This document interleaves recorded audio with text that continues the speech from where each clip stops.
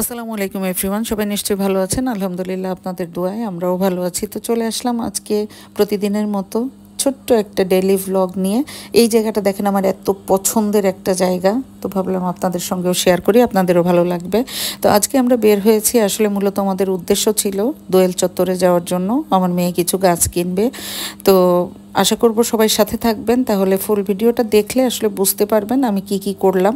আর এই যে আরেকটা জায়গা, এটাও আমার খুবই পছন্দের একটা জায়গা, এই অপরাজেয় বাংলা বা হচ্ছে কি বলে রাজু ভাস্কর্য।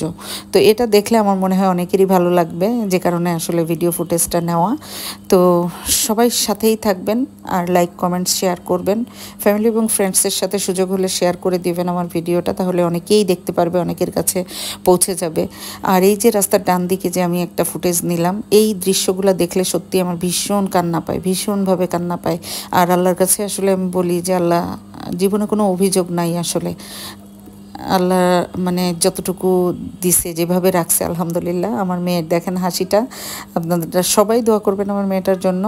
আসলে রাস্তায় চলার পথে ঢাকা শহরে দেখা যায় যে জীবন আসলে কেমন। তো আলহামদুলিল্লাহ আল্লাহ আমাদেরকে যেভাবে রাখছেন খুব ভালোই রাখছেন। তো এই যে চলে আসলাম কথা বলতে বলতে নার্সারিতে। কয়েকটা নার্সারি আমি ঘুরেছি, কিন্তু আমার পছন্দ হয় নাই, হয় দামে মেলে নাই, না হলে গাছ পছন্দ হয় নাই। তো এখানে কয়েকটা গাছ আমার পছন্দ হয়েছে, তারপরেও গাছগুলো কেমন হলদেটে ভাবের ছিল, যে কারণে যেগুলো ভালো লাগছে সেগুলোই নিয়েছি। তো আপনারা ফুল ভিডিওটা দেখতে থাকেন, কি গাছ নিলাম, কয়টা গাছ নিলাম, আর হচ্ছে দামগুলা কেমন, আপনারাও একটা ধারণা পেয়ে যাবেন। তো চলেন ফুল ভিডিওটা দেখতে থাকি।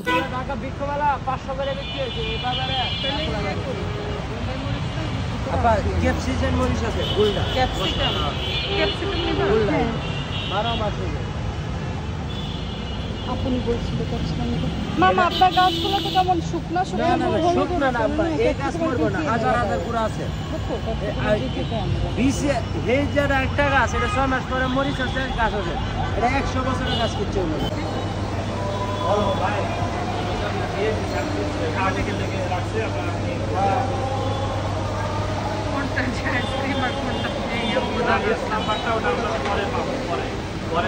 আচ্ছা মো আসো।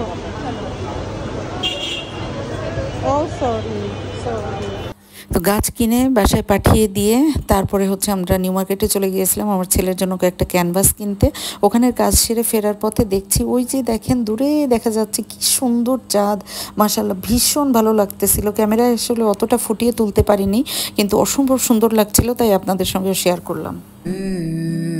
খুলে গান গা পাখিনে পিছু টান দয়ানে ব্যবধান।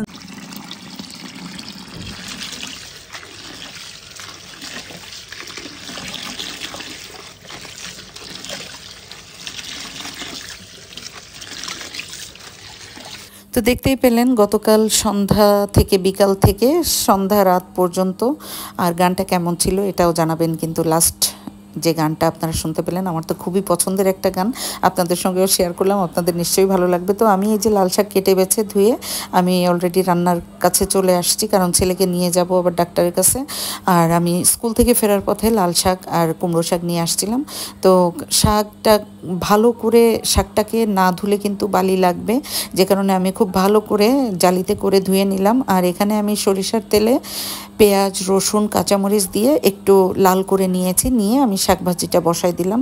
আমি একটু আসলে ব্যস্ততার মধ্যেই আমি কাজগুলো করছিলাম, আর সাথে আপনাদের জন্য ব্লগটা তৈরি করছিলাম, কারণ ছেলেকে নিয়ে যাব ডাক্তারের কাছে। আমার 12:30 পৌনে 1টায় যাওয়ার কথা। স্কুল থেকে আমি ডাক্তারের চেম্বারে গেলাম, গিয়ে ডাক্তারকে না পেয়ে আবার বাসায় চলে আসছি। এখন আমি হচ্ছে রান্নাটা শেষ করে তারপরে ছেলেকে নিয়ে আবার বের হব। তো আসলে এইভাবেই কেটে যায় সারা দিন, এইভাবে রান্না বান্না, সংসার, বাচ্চাদের স্কুল কলেজ, এভাবেই চলে যায় আমাদের দিনগুলা। তার মধ্যে দিয়েও চেষ্টা করি আপনাদের জন্য ছোট করে হলেও কিছুটা শেয়ার করার আমাদের দিন। যেহেতু আমি ছোটোখাটো ব্লগ করি, চেষ্টা করি, হয়তো বা নিয়মিত দিতে পারি না, কিন্তু তারপরেও আমি নিয়মিত থাকার চেষ্টা করি। তো যাই হোক, সবার প্রতি অনুরোধ থাকবে, আমি যে কষ্ট করে করি এটার মূল্যায়ন আসলে তখনই পাই যখন আপনারা খুব সুন্দর করে একটা কমেন্ট করেন, রিয়্যাক্ট করেন। অনেক সময় দেখা যায় যে অনেক ধরনের পরামর্শ আপনারা দিয়ে থাকেন, যে কারণে আসলে ভালো লাগে। তো শাকভাজিটা আমি অলরেডি আমার কমপ্লিট। আর এখানে আমার ছেলের পছন্দ হচ্ছে চিংড়ি, তো আমি আজকে চিংড়িটা ভুনা করব।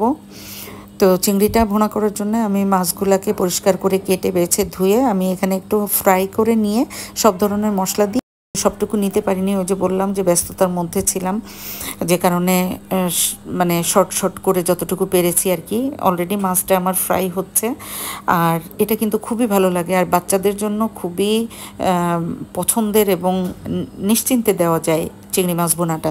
তো আমি চিংড়ি মাছটাকে ফ্রাই করে নিয়ে ওর মধ্যেই আমি হচ্ছে পেঁয়াজ কুচিটা দিয়ে দিলাম, যেহেতু পেঁয়াজ কুচিটা ওঠানোর সময় নাই, ব্যস্ততা ওই যে বললাম, তো আমি একবারেই করে ফেলছি। আপনারা চাইলে চিংড়ি মাছটাকে উঠাই রেখে তারপরে পেঁয়াজটা দিতে পারেন, আমি আর আজকে তা করিনি।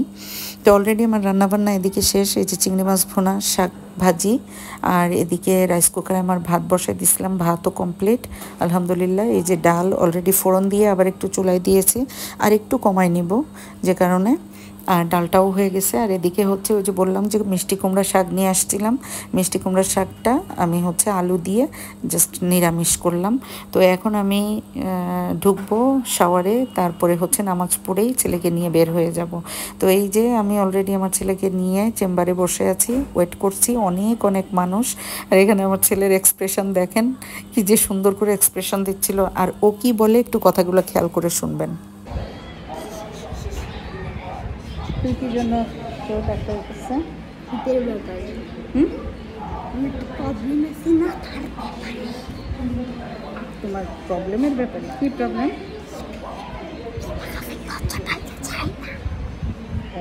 আচ্ছা, বলতে লজ্জা লাগছে?